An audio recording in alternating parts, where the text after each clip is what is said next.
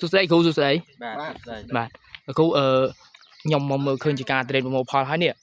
ឃើញមានចេញទួយច្រើនតើគ្រូមានរូបមន្តពិសេសអីបន្ទាប់ពីប្រមូលផលហើយចេញទួយស្អាតអញ្ចឹង បាទខ្ញុំសូមចែកម្លែកពីចែកទេសទៅលើត្រេនរបស់គាត់បន្ទាប់ពីប្រមូលផលហើយ បាទ ត្រេនរបស់គាត់ប្រមូលផលហើយគាត់បានប្រើប្រាស់ជាមួយក្នុងផលិតផលរបស់យើងនេះប្រើជីស៊ូណា អាយ៉ាស៊ូណា ស៊ូណាវាមាន322 អាយ៉ា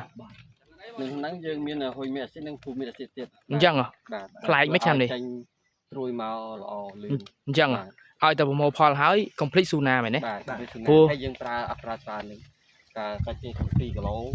ឬក៏3គីឡូឯង បាទ ដើម បាទ បាទអញ្ចឹងយើងចំណេញជា ចំណេញ ជីផ្សេង មានលក្ខណៈពិសេសអីដែលរូបមន្ត322សោះហ្នឹង NPK វា322ហើយវាពិសេសជាងគេនៅពេលដែលកាត់ផ្លែហើយវាចេញត្រួយច្រើន លក្ខណៈពិសេសរបស់វាដោយសារតែនៅក្នុងហ្នឹងយើងមានបន្ថែមហ៊ុយមិកអាស៊ីតនិងភូមិកអាស៊ីតក្នុងហ្នឹងទៀតណា អញ្ចឹង បាទហើយមិនត្រឹមតែប៉ុណ្ណោះយើងមានមីក្រូធាតុនៅនឹងថែមទៀត អញ្ចឹង ធ្វើឲ្យការចេញត្រួយមកបានល្អលឿន អូខេ បាទ ព្រោះអ្វីដែលគោលដៅរបស់ក្រុមហ៊ុនយើងអភិវឌ្ឍជារៀងរាល់ពី3ឆ្នាំម្ដងដើម្បីឲ្យផលិតផលហ្នឹងវាចម្រើនទៅដល់ម្ចាស់ចការណា ដល់ឡែកសម្រាប់យ៉ារ៉ាស៊ូណានេះយើងទៅលើធម្មជាតិយើងមាន OM វាដល់ 70% អូខេ តែពោះជាងជីធម្មជាតិនៅលើទីផ្សារ អូខេ បាទជីធម្មជាតិនៅលើទីផ្សារមាន OM ដែលហៅថា organic ហ្នឹងឬក៏សរីរាង្គហ្នឹងមានត្រឹមតែ20ឬក៏40% ឯង អញ្ចឹងបាទអញ្ចឹងយើងចង់ចែកម្លែកទៅដល់បងប្អូនម្ចាស់ចការ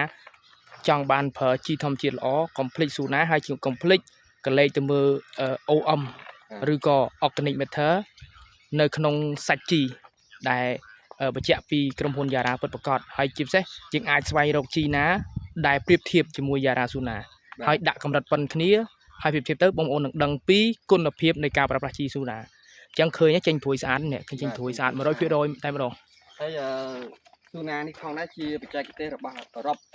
អូខេ ហើយយើងកាត់បន្ថយឧស្ម័នពុលទៅក្នុងបរិយាកាស អូគិតពីឧប័ណ្ណពលទៀត ហ្នឹងហើយគិតពីសុវត្ថិភាពបាទគឺបរិស្ថាន អូ យើងអត់មានជាតិពុលបំភាយចោលទៅក្នុងបរិយាកាសទេ អូលយមែនតើយើងគិតពីសុវត្ថិភាពតាំងពីមនុស្សហើយតាំងពីសត្វតាំងពីត្រីតាំងពីសត្វដើរដីមាន់ទាជាដើមទៀតយើងគិតពីសុវត្ថិភាពទៀតហើយយើងគិតដល់អ្នកហូបទៀតអញ្ចឹងលយមែនតើអញ្ចឹងបងប្អូនកុំភ្លេចយ៉ារ៉ាស៊ូណា ស៊ូណា អរគុណ អរគុណច្រើន អរគុណ